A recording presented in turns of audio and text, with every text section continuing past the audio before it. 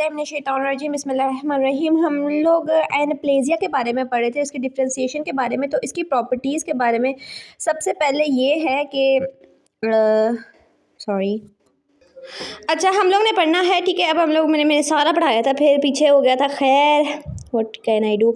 अच्छा हम लोग ने पढ़ना है एनाप्लास्टिक सेल्स के जो है ना मॉर्फोलॉजिकल फीचर्स। एनाप्लास्टिक सेल्स वो सेल्स जो उनकी डिफ्रेंशिएशन नहीं होती है, मतलब कि वो डिफरेंट होते हैं, उसमें उनका साइज़। उसमें क्या होता है कि लियोमॉर्फिज्म होता है, variation in size and shape होती है। न्यूक्लियर एबनॉर्मेलिटीज़ में क्या होता है कि बहुत ज़्यादा हाइपरक्रोमेटिज्म होता है, डार्क स्टेनिंग हो जाती है, न्यूक्लियर साइज़ और शेप में उनकी जो है वो वेरिएशन आती है, एक या उससे ज़्यादा न्यूक्लियोलाई होते हैं।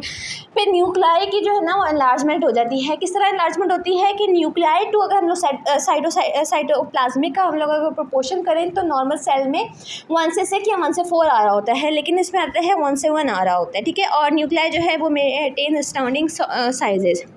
फिर आता है tumour giant cells. Tumour giant cells जो है ना वो क्या होते हैं कि वो अपने नेबरिंग सेल से लार्जर होते हैं और उसमें एक से या उससे ज़्यादा जो है वो न्यूक्लियाई होते हैं प्रेजेंट। एटिपिकल माइटोसिस में क्या हमने देखा था कि ट्राइपोलर या क्वाड्रिपोलर माइटोटिक फाइबर्स बन रहे होते हैं, तो उसकी वजह से एटिपिकल माइटोसिस। और ये क्या है, न्यूप्लास्टिक का फीचर है, एनाप्लास्टिक सेल्स का फीचर है। लॉस ऑफ पोलैरिटी लॉस हो जाती है, तो जो है वो जो पोल्स वो जो है ना मतलब पोलैरिटी लॉस हो जाती है, तो शीट में अरेंज हो होते हैं, इसमें ये लिखा हुआ है। फिर हम लोग दूसरा पढ़ते हैं डिस्प्लेजिया के बारे में, ठीक है। अब डिस्प्लेजिया क्या होता है?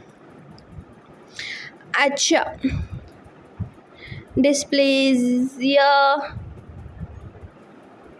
हाँ डिस्प्लेजिया। अब डिस्प्लेजिया क्या है? लॉस ऑफ यूनिफॉर्मिटी का लॉस के मतलब इंडिविजुअल सेल्स की यूनिफॉर्मिटी का लॉस, किसमें उनका डिसऑर्डर पोलैरिटी डिसऑर्डर जो चेंज हुआ है, ठीक है, डिसऑर्डर प्रोलिफरेशन उनकी चेंज हुई है, आर्किटेक्चर लॉस हुआ है या फंक्शनल लॉस हुआ है। हर एक इंडिविजुअल का, ठीक है, उसकी शेप में उसके फंक्शन में उनका इंडिविजुअल सेल्स का जो लॉस होता है उनकी यूनिफॉर्मिटी में, कि उनके फंक्शन उनकी शेप वगैरह लॉस हो रही है, उसे हम लोग डिस्प्लेजिया कहते हैं। ये इरिवर्सिबल प्रोसेस है। इरिवर्सिबल प्रोसेस ये है कि मतलब बिल्कुल सेल्स अपनी चेंज में वापस नहीं आ सकते हैं, और इसकी एग्जांपल है हमारे पास स्मोकिंग आती है। अब इसके फीचर्स क्या है? लियोमॉर्फिज्म, ठीक है, इसमें मतलब लार्ज न्यूक्लियस होता है, हाइपरक्रोमेटिक न्यूक्लियस हो जाता है, एबनॉर्मल माइटोटिक टाइप्स की होती है, बेंडेंट होती है, लोकेशन पर डिपेंड कर रही होती है। उसके साथ इसमें एबनॉर्मल माइटोसिस आती है कि अगर हम लोग नॉर्मल सेल की बात करें, हम लोग एक एपिथेलियम की बात करें, for example stratified squamous epithelium, तो नॉर्मली जो माइटोसिस स्टार्ट होती है वो बेसल सेल से माइटोसिस स्टार्ट हो रही होती है, तो आहिस्ता आहिस्ता ऊपर जाती है। लेकिन इसमें क्या होता है कि इसमें माइटोसिस जो है ना वो थ्रू आउट द एपिथेलियम होती है, फिर इसमें आर्किटेक्चर लॉस होता है और इसमें मिक्सचर होता है, सेवरल डिस्प्लास्टिक चेंजेस आती हैं इसमें स्मोकिंग में। इसमें है कॉलमनर एपिथेलियम होती है, नॉर्मली हमारे पास लंग के कॉलमनर एपिथेलियम होता है, उसका सीलिया होता है, उसमें क्या होता है चेंज आती है। आप स्मोकिंग करते हैं जो स्क्वामस एपिथेलिया में नॉन सीलिया में चेंज हो जाती है, उसके बाद पे इरिवर्सिबली अगर आप स्मोकिंग कंटिन्यू करते रहेंगे तो डिस्प्लेजिया में चेंज हो जाती है। फिर अब हमारे पास आ जाते हैं, हम लोग पढ़ते हैं इन्वेसिव के बारे में, ठीक है। इन्वेजन क्या होती है कि एक सेल जो है अपनी सराउंडिंग के जो है ना सेल्स को, एक ट्यूमर जो है अपने सराउंडिंग के सेल्स को या अपनी सराउंडिंग के टिश्यूज़ को उनके अंदर इन्फिल्ट्रेट हो जाता है, उनको डैमेज कर देता है, डिस्ट्रक्शन करवा रहा होता है। इसके दो टाइप्स हैं, एक बिनाइन जो है वो ट्यूमर की हम लोग बात करते हैं, और उसमें मेटिस जो है मैलिग्नेंट की बात करते हैं। हमें पता है बिनाइन में इसमें क्या है, एक्सपेंसाइल ग्रोथ होती है। एक्सपेंसाइल ग्रोथ का मतलब ये है कि जब सेल एक ट्यूमर है ना, अब इसने इसमें ग्रो करना है, ये क्या करेगा, ये दूसरे को सेल्स को पुश करेगा, तो उनको करेगा फर्दर तुम लोग सब पुश हो जाओ, ठीक है, उनके अंदर इन्फिल्ट्रेट नहीं करेगा जबकि उनको पुश करता जाएगा, ये एक्सपेंसाइल ग्रोथ होती है। और इसमें ये कैप्सूल बन रहा होता है, कैप्सूल और लेयर ऑफ स्मूथ मसल, ये देखें ये एक कैप्सूल है, उसके साथ एक लेयर ऑफ स्मूथ मसल्स बन रही होती है, ठीक है, सराउंडिंग टिश्यूज़ लेकिन पेनिट्रेट नहीं कर रहे होते हैं, और इसमें जो है ना ट्यूमर लोकलाइज होता है, कोई भी मेटास्टासिस नहीं होती, इन्वेजन नहीं होता। अब इसके दो एग्जांपल बहुत इंपॉर्टेंट हैं, एक है लियोमायोमा जो है वो स्मूथ मसल का जो है वो ट्यूमर होता है, इसे लियोमायोमा बोलते हैं, और लियोमायोमा जो है वो बिनाइन होता है, लियोसार्कोमा वो मैलिग्नेंट होता है, ठीक है। और इसकी है benign vascular neoplasm. Benign vascular neoplasm में क्या होता है कि इसमें कोई भी कैप्सूल नहीं होता और इसमें स्मूथ मसल भी नहीं होता, लेकिन ये फिर भी बिनाइन होता है, और ठीक है, इसमें स्मूथ मसल नहीं होते और इसमें कैप्सूल नहीं होते, और लेकिन ये इन्फिल्ट्रेट भी नहीं करता है, ठीक है। लायोमा क्या होता है कि इसमें स्मूथ मसल्स होते हैं लेकिन कोई कैप्सूल नहीं होता, स्मूथ मसल्स होते हैं, स्मूथ मसल्स में क्योंकि एक स्मूथ मसल्स का ये है ना, लेकिन इसमें कैप्सूल नहीं होते हैं। बिनाइन ये बहुत इंपॉर्टेंट, बेनाइन वेस्कुलर नियोप्लाज्म और लायोमा जो है वो बेनाइन का इसमें एग्जाम्पल में। मैलिग्नेंट में क्या होता है कि इन्फिल्ट्रेट ग्रोथ होती है, इसमें कोई भी कैप्सूल नहीं होता, ठीक है। इन्फिल्ट्रेट ग्रोथ होती है कि वो अपने आप को जो है ना वो पेनिट्रेट कर देते हैं सराउंडिंग वाले टिश्यूज़ को, क्रैब लाइक सेल्स, और ये सराउंडिंग वाले टिश्यूज़ को जो है ना डैमेज कर देते हैं, ठीक है। ये हम लोग ने इसके बारे में पढ़ा। फिर हम लोग पढ़ते हैं spread of tumour to distant site. अब हम लोग ट्यूमर का स्प्रेड पढ़ेंगे, उसके बाद हम लोग उससे पहले इसमें देख लेते हैं कि इसमें क्या है। हमने ये पढ़ ली है इन्वेजन भी पढ़ ली है, बिनाइन ट्यूमर की भी, मैलिग्नेंट ट्यूमर की भी, ठीक। उसके बाद entire thickness of atypical dysplastic such the basement membrane is intact and there is no tumour in the sub epithelial stroma, failure of the normal differentiation mark nuclear. इन सबको आखिर में इन सबको पढ़ना है, इन सबको पढ़ना है, ठीक है, ठीक है। उसके बाद हम लोग करते हैं कुछ सेल्स होते हैं, ठीक है, टिश्यूज़ डेट रेजिस्ट इन्वेजन। कौन से टिश्यूज़ हैं जो इन्वेजन को रेजिस्ट कर रहे होते हैं, उसमें हमारे पास आता है मेच्योर कार्टिलेज एपिफिजिस हैं, ठीक है, वो इन्वेड नहीं करते हैं। इलास्टिक टिश्यू ऑफ आर्टरीज, ये जो है ना ये सारे इन्वेजन को जो है ना वो रेजिस्ट कर रहे होते हैं। फिर है पैजिटॉइड इन्फिल्ट्रेशन, पैजिटॉइड इन्फिल्ट्रेशन, ये क्या है, एपिथेलियम के अंदर इन्वेजन है, ठीक है, और ये मोस्टली जो है Paget disease of the nipple में देखी जाती है। Pagetoid infiltration Paget disease of the nipple में देखी जाती है और एपिथेलियम में ही इन्वेजन होती है, ठीक है। आई थिंक सो हम लोग we are talking about malignant ना। उसके बाद हम लोग पेरिन्यूल इन्वेजन देखते हैं, कैंसर ऑफ प्रोस्टेट और पेनक्रियाज में, और adenoid cystic carcinoma of the salivary glands में हम लोग पेरिन्यूल इन्वेजन देखते हैं। बहुत इंपॉर्टेंट है, कैंसर ऑफ प्रोस्टेट में, पेनक्रियाज में, adenoid cystic carcinoma of the salivary gland में हम लोग पेरिन्यूल इन्वेजन देखते हैं, ठीक है। फिर हमारे पास कॉन्सिक्वेंसेज ऑफ द इन्वेजन, जो ऑर्गन और टिश्यू में क्या होता है कि अब इन्वेजन अगर हो गई है तो उसमें क्या होता है, सर्जिकल मुश्किल हो जाती है, सर्जरी उसकी, ठीक है। फिर फंक्शनल इंसफिशेंसी हो जाती है। फॉर एग्जाम्पल अगर क्या हुआ है कि एक नॉर्मल टिश्यू कैंसर से बहुत ज़्यादा इन्वेड हो गया, उसकी वजह से बहुत ज़्यादा चेंज हो गया है, ठीक है। फॉर एग्जाम्पल हेपेटोसेलुलर कार्सिनोमा, तो वो लिवर इंसफिशिएंसी कॉज करवा देता है, वाइटल रीजन कंप्रोमाइज़ हो जाते हैं। फॉर एग्जाम्पल हम लोग ब्रेन ट्यूमर की बात करें तो एस्ट्रोसाइटोमास होते हैं, ग्लियोब्लास्टोमा होते हैं, वो वाइटल रीजन्स को जो है वो अफेक्ट कर देते हैं, लाइफ थ्रेटनिंग लोकेशन हो जाती है। फॉर एग्जाम्पल इंटेस्टाइनल ऑब्स्ट्रक्शन हो जाती है, कार्सिनोमा ऑफ कोलन की वजह से इंटेस्टाइनल ऑब्स्ट्रक्शन हो जाती है। हमारे पास ये सारी जो है ना वो आ रही होती हैं, ठीक। उसके बाद इसमें अब आगे हम लोग आ जाते हैं मेटास्टेसिस के बारे में। इसमें मेटास्टेसिस भी, और इसमें हम लोग spread of tumour to distant site metastasis क्या है, उन्होंने कहा है ब्रेस्ट में पहला जो ट्यूमर ब्रेस्ट में बना है, फिर हमारे पास वो लिम्फॉइड से, ठीक है, उनके से ट्रैवल करते हुए लिवर में जाता है, तो सेकेंड ट्यूमर उसमें बन रहा होता है। और इसके पहले हम लोग ना इसमें से पढ़ते हैं मेटास्टेसिस क्या है कि स्प्रेड ऑफ अ ट्यूमर, ठीक है, to the sites that are physically discontinuous with, मतलब उन साइड से जो कि फिजिकली उनके साथ कनेक्शन भी नहीं, उनके साथ कनेक्शन भी नहीं बना रही, लेकिन उस जगह पे जो ना ट्यूमर जो है वो चला गया है, और दूसरे हम लोग ट्यूमर को जो है ना वो मैलिग्नेंट कहते हैं, ठीक है। The invasiveness of cancers permit them to penetrate into the blood vessels, lymphatic में ब्लड वेट इन सब में आ जाता है, ठीक है। मतलब spread of pathways of spread के बारे में पढ़ते हैं, spread by seeding, lymphatic spread वगैरह के बारे में हम लोग सारा पढ़ेंगे, ठीक है। और सीडिंग से spread with the seedings of body cavities वगैरह हम लोग सब पढ़ेंगे। सबसे पहले हम लोग उसको देख लिया है कि ब्रेस्ट कैंसर जो है ना इसमें ट्यूमर में चला गया। फिर हम लोग देखते हैं ब्लड का ल्यूकोमा और लिम्फोमा, ये जो है ना ब्लड वेसल से जो है जरिए मेटास्टाइज होता है, इसे मैलिग्नेंट कहते हैं। ल्यूकोमा और लिम्फोमा भी मैलिग्नेंट होता है क्योंकि ये ब्लड वेसल्स हमने देखा था, ल्यूकोमा और लिम्फोमा दोनों मैलिग्नेंट होते हैं, और ये ब्लड वेसल से जो है ना वो मेटास्टाइज होते हैं। फिर हम लोग जनरली जो ट्यूमर मेटास्टाइज हो रहे होते हैं उनकी क्वालिटी क्या होती है, एक तो वो लार्ज होते हैं, दूसरा उसमें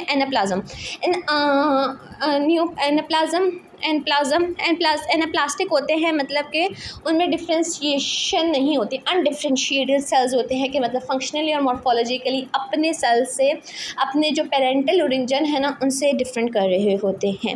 एक्सेप्शनल इन्वेसिव, कुछ एक्सेप्शंस आती हैं, एक्सेप्शंस हमेशा हमें याद रखनी है, ठीक है। जो इन्वेसिव होते हैं लेकिन मेटास्टाइज नहीं करते हैं, मतलब इन्वेड करते हैं बट दे डोंट मेटास्टाइज, ठीक है। उसमें हमारे पास आ जाते हैं basal cell carcinoma of skin में जो है बेसल सेल कार्सिनोमा हुआ वो क्या करता है, इन्वेड करता है, लेकिन इधर से उठ के आपको किसी ऑर्गन में नहीं जा सकता है। फिर सम कैंसर ऑफ सीएनएस का भी है कि वो इसे इन्वेड कर देते हैं, लेकिन सीएनएस से वो कहीं और नहीं जाते हैं, तो ये दो चीज़ें इंपॉर्टेंट हैं। फिर सीडिंग विद बॉडी, मतलब spread by the body cavity, seeding with body cavities हम लोग इसके बारे में बात करते हैं, ये किस तरह हुआ स्प्रेड बाय सीडिंग।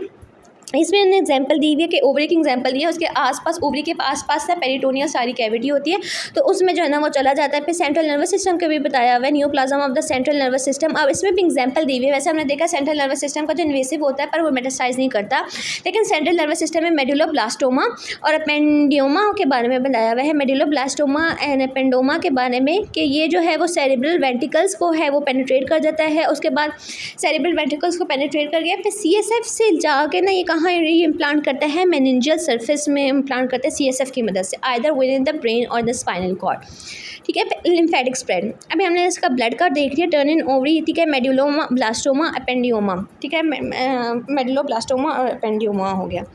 फिर दूसरा बस की बात करते हैं हम लोग लंग कार्सिनोमा से पहले ऊपर हम लोग बात करते हैं। अब आगे हैं spread bye lymphatic spread. Lymphatic spread more typical of carcinoma. Carcinoma का लिम्फेटिक स्प्रेड होता है, मतलब कार्सिनोमा वो होता है जो कि एपिथेलियम से ड्राइव ट्यूमर होता है, ठीक है, और सार्कोमा वो होता है जो है जो मेसेनकाइम से ड्राइव हो रहा होता है, ठीक है, मेसेनकाइमल उसकी ओरिजिन होती है। और जो एपिथेलियम वाला है ना वो लिम्फेटिक से ज़्यादा स्प्रेड करता है, और जो मेसेनकाइम वाला है वो ब्लड से ज़्यादा स्प्रेड करता है। ये बहुत इंपॉर्टेंट पॉइंट है, ठीक है। और इसमें क्या है, एक centennial lymph node, centennial lymph वो नोड है जो कि एक ट्यूमर से लिम्फेटिक ड्रेनेज जो है ना वो रिसीव कर रहा होता है। इसे हम लोग इंजेक्शन से देखते हैं, ब्लू डाई से या रेडियो लेवल से, ठीक है। लिम्फ फ्लो प्राइमरी ट्यूमर से रिसीव कर होता है, सेंटिनल लिम्फ नोड बोलते हैं। Biopsy of the sentinel lymph nodes allow determination of the extent of the spread of a tumour can be used blind treatment. अच्छा, अब लिम्फेटिक में हम लोग बात करते हैं, ठीक है। The patient of lymph nodes depend primarily on the primary neoplasm and the natural pathways of the local lymphatic lung carcinoma arising in the respiratory patches metastasize first to the regional bronchial lymph nodes, ठीक है। सबसे पहले अब lung है, ठीक है, ये हमारे पास लंग है। अब इसमें से सबसे पहले जो वो मेटास्टाइज करेगा ना ट्यूमर होगा, लंग कार्सिनोमा है। लंग कार्सिनोमा जो है वो मेलिग्नेंट होता है, ठीक है। लंग कार्सिनोमा है वो सबसे पहले कहाँ जाएगा, वो उसी के ब्रोंकियल में ब्रोंकाई होते हैं ना, उसमें ब्रोंकियल लिम्फ नोड्स होते हैं, उसमें जाएगा सबसे पहले। उसके बाद जो है ना वो ट्रैकियो ब्रोंकल में, ऊपर ट्रैकिया की तरफ, पहले ब्रोंकियल में, फिर ट्रैकियो ब्रोंकियल में जाता है, फिर उसके बाद फिर हाइलम जो है उसमें नोड्स में जा रहा होता है। ये लंग कार्सिनोमा है। Carcinoma of the breast, carcinoma of the breast की हम लोग इसमें बात करते हैं तो इसमें अपर आउटर क्वाड्रेंट वाला जो है, ठीक है, वो एक्सिलरी नोड्स में जाएगा, और जो मिडल वाला है वो इंटरनल मेमोरी आर्टरी नोड्स में जाता है, ठीक है। अपर वाला एक्सिलरी नोड्स में, मिडल वाला चेस्ट वॉल की तरफ, चेस्ट वॉल में जाएगा, उसके बाद इंटरनल मैक्सिलरी आर्टरी नोड्स में जाएगा। In some cases, cancer cells seems to travel in lymphatic channel within the immediate proximal nodes to be trapped in subsequent lymph nodes के metastasis जो है ना वो cause कर रहे होते हैं कि वो क्या है, एक lymph nodes में जाकर ट्रैप कर जाते हैं। The cells में transfers all the lymph nodes ultimately to reach the vascular compartment, बस सारे lymph nodes को जो है ना वो ट्रांसफर्स करते हैं और जाके thoracic duct में जो है ना उसमें से vascular compartment में चले जाते हैं। फिर sentinel lymph nodes first regional lymph node biopsy spread treatment swelling of the node में inflammatory immune ड्यू टू लिम्फेंजाइटिस, ठीक है। स्वेलिंग ऑफ द नोड्स जो है ना, मतलब स्वेलिंग ऑफ द नोड में इन्फ्लेमेटरी इम्यून ड्यू टू लिम्फेंजाइटिस की वजह से भी स्वेल कर सकते हैं। सेंटिनेंटल नोड की हम लोग इसमें बात करते हैं, सेंटिनियल नोड की, ठीक है। पे क्या है, हेमाटोजीनियस स्प्रेड जो ब्लड के ज़रिए से होता है, और ये मोस्टली सार्कोमास होते हैं, कार्सिनोमास भी इसको यूज़ कर लेते हैं। एज आर्टरीज जो है ना वो लेस पेनिट्रेटेड हैं, are penetrated less readily than the veins, veins से ज़्यादा जल्दी वेंस है ना वो ज़्यादा जल्दी पेनिट्रेट की जाती हैं।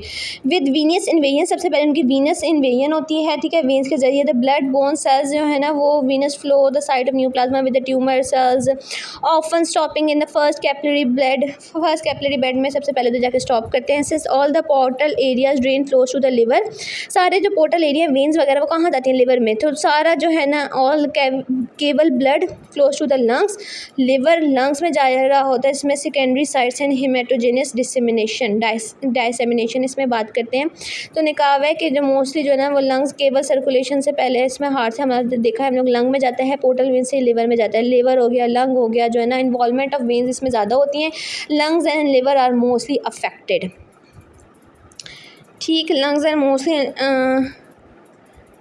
And liver are the mostly affected by blood haematogenous spread आ गया, ठीक है। उसके बाद लंग कार्सिनोमा हम लोग ने देख लिया। लंग कार्सिनोमा में क्या हो रहा होता है, सबसे पहले हमने देखा था ब्रोंकियल से, फिर ट्रेकियो ब्रोंकियल नोड से पे हाइलम में जा रहे होते हैं। सेंटिनेंटल में हम लोग देख लिया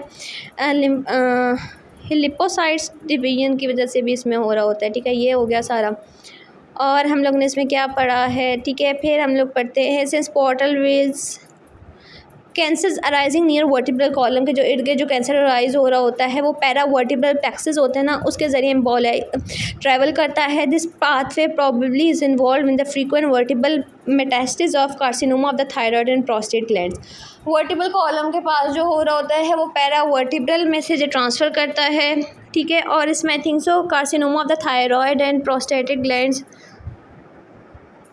फ्रीक्वेंट वर्टिबल मेटास्टेसिस ऑफ, ये किस कौन कौन सी इसमें मेटास्टेसिस होती हैं, यहाँ इधर जाके स्टॉप होता है, यहाँ भी ये भी इंक्लूड होते हैं कार्सिनोमा ऑफ द थायराइड और prostate gland. Carcinoma of the thyroid मतलब सबसे ऊपर थायराइड और प्रोस्टेट सबसे नीचे, इन दोनों के मेटास्टेसिस जो है ना वो इन्वॉल्व कर रहा होता है। फिर रीनल सेल कार्सिनोमा जो है ना वो क्या कहते हैं, रीनल वेन को इन्वेड करता है, ठीक है। हमने देखा है वेन ज़्यादा परमिएबल होती है to grow in a snake like fashion up to the inferior vena cava, उसके बाद स्नेक लाइक ये ना रीनल अब किडनी है, ठीक है, उसमें रीनल वेन में जाकर ये मेटास्टाइज करता है, उसमें जाके उधर क्या करता है स्नेक लाइक जो है ना वो फैशन बनाता है, इन्फीरियर वेन कवा की तरफ जाता है, उसके बाद राइट साइड ऑफ हार्ट में भी चला जाता है रीनल सेल कार्सिनोमा। किडनी नीचे ना ऊपर हार्ट ऊपर है, ठीक है। किडनी उसमें से रीनल वेन से होते हुए, रीनल वेन राइट साइड पे होती है तो राइट साइड से right side of the heart में चला जाता है। फिर हेपेटोसेलुलर कार्सिनोमा होते हैं often penetrate and grow within the radials of the portal hepatic veins में ये रेडिएट कर रहे होते हैं, even eventually reaching the main venous channels. हमने हेपेटोसेलुलर हम लोग सारे ये ब्लड वाले सारे पढ़ रहे हैं, तो उसमें ये सारा ये होता है। फिर एनवायरमेंटल फैक्टर्स और कैंसर्स के जो है ना वो कौन कौन से, स्मोकिंग होता है, ठीक है, जो कि इन्वॉल्व करता है, अल्कोहल अब्यूज़ से होता है, risk alcohol abuse hepatocellular carcinoma का रिस्क फैक्टर है। कैंसर्स अपर एयरवेज और डाइजेस्टिव ट्रैक का भी है। इन्फेक्शन एजेंट्स हमारे पास आते हैं human papilloma virus spread through the sexual contact, ये भी पैथोलॉजिकल कॉज है कार्सिनोमा ऑफ द सर्विक्स की और हेड ऑफ नेक कैंसर्स की।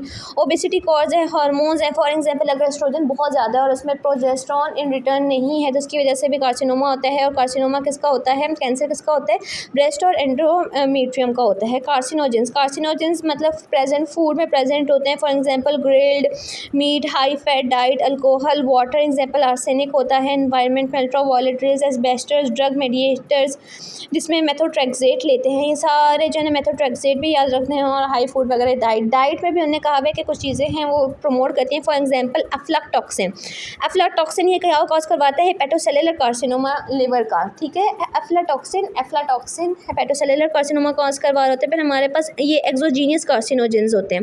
एंडोजीनियस सिंथेसिस ऑफ कार्सिनोजेंस हम लोग डायरेक्टली से लेते हैं, उसमें क्या आ जाते हैं, नाइट्रोसैमीन्स एंड नाइट्रोमाइंस, नाइट्रोमाइड्स और नाइट्रोसमीन्स जो है ये डाइट में क्या करते हैं, गैस्ट्रिक कैंसर कॉज करवाते हैं। हाई एनिमल फैट, अगर हम लोग एनिमल फैट का बहुत ज़्यादा इंटेक करवाएं तो कार्सिनोमा कोलोन का कैंसर हो जाता है। लैक ऑफ प्रोटेक्टिव फैक्टर्स, हमने देखा कार्सिनोमा कोलोन का वो क्या कहते हैं, ऑब्स्ट्रक्शन भी कॉज करवा रहा होता है। फिर हाई फाइबर डाइट जो है ना कार्सिनोमा कोलोन में प्रोटेक्टिव रोल अदा कर रहा होता है। फिर fruits and vegetable, vitamin C के कंजप्शन, ई के consumption, beta carotene and selenium which have antioxidant properties जो है ना वो एंटी कार्सिनोजेनिक हैं। Folate rich diet, rich the rise of colorectal cancer, folate rich diets भी हमें लेनी चाहिए। फिर occupational changes, cancers agents, cancer, arsenic और arsenic compounds, lung carcinoma, skin carcinoma कर कहते हैं, asbestos, lung, oesophagus, gastric colon, mesothelioma, benzene, beryllium, lung carcinoma, cadmium, prostate. हमारे पास एजेंट कौन कौन से हैं, रेडन, लंग कार्सिनोमा मोस्टली सब कॉज करवा देते हैं। Vinyl chloride, hepatic angiosarcoma, blood का, ठीक है, एंड उसमें था haemangioma is benign, angiosarcoma is malignant. Vinyl chloride malignant cause करवा देता है, ये सारे इसमें आ रहे होते हैं, इसको फिर देख लीजिएगा। प्रोस्टेट का हम लोग देखते हैं, कैडमियम, प्रोस्टेट, निकल कंपाउंड्स, लंग एंड ओरिएंजियल और फेरेंजियल कार्सिनोमा कॉज करवा रहा होता है। फिर हमारे पास आ जाते हैं ऑन्कोजीन्स और कैंसर जीन्स के बारे में।